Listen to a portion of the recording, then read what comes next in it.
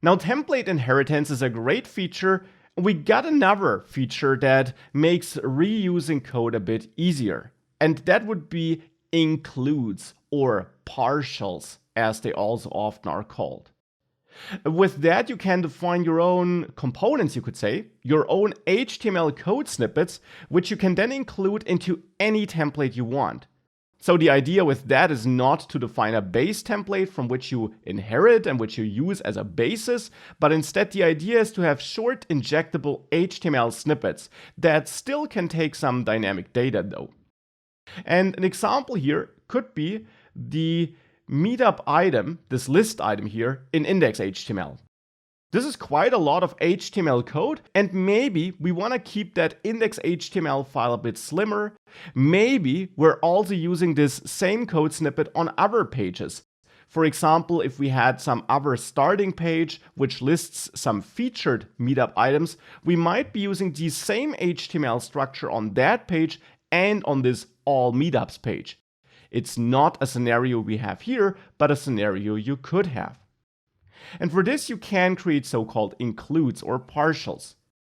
For that, I'll add a new folder includes. And just as with the base folder, you don't need to name this folder as such. You also don't need to create it. But I like having that folder with that name to store my reusable code snippets. And in there, I'll then create a meetup-item HTML file. That name, of course, is also up to you. And I will now grab this list item here from index.html and copy that into meetup item HTML. And I still have some dynamic parts here. I'm still using interpolation. I'm still using this URL constructor, and that will be fine. But now with that meetup item HTML file defined, here in index.html, we can actually delete this list item and instead now include it with the special include tag. So we can use this include tag here now to include this code snippet in meetup item HTML for every meetup we're looping through here. And for that, we just refer to it as a string here by defining the path. And that would be meetups includes and then meetup-item HTML. And if we do that and we save all files, if we reload the starting page, we still see those meetup items. So that still works, but now we have a slimmer index.html file, and if we would be reusing this code snippet on other pages as well, we could easily include it instead of copy and pasting this HTML code. Now, speaking of reusability, there's another nice feature which I want to show you related to includes, which we don't need here, but which also helps with reusability. And that's related to my interpolations here.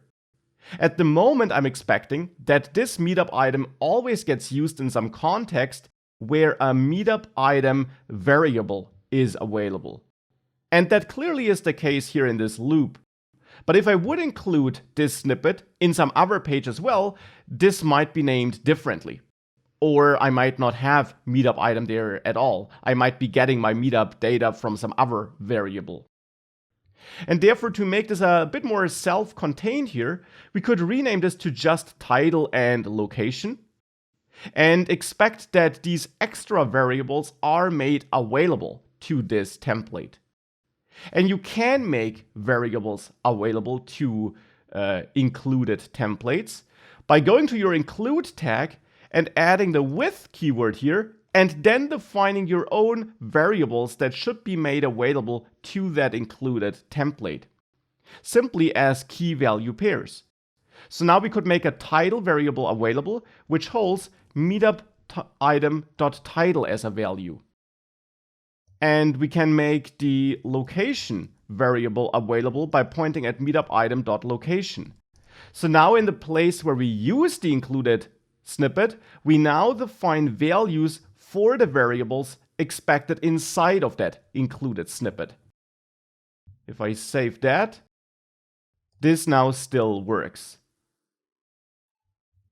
And that's technically not something we had to do here, but something which is still a good idea to implement because it makes your included snippet more reusable and more standalone.